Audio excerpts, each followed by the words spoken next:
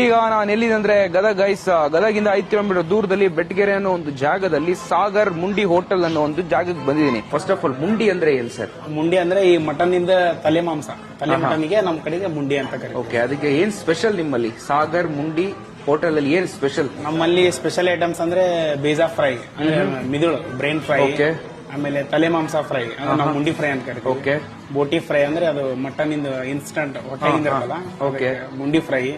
ನಂತರ mutton dry, chicken dry, keema balls dry, ಇವೆಲ್ಲ item ನಮ್ಮ ಹತ್ರ ಸ್ಪೆಷಲ್ ಐಟಮ್. Super super.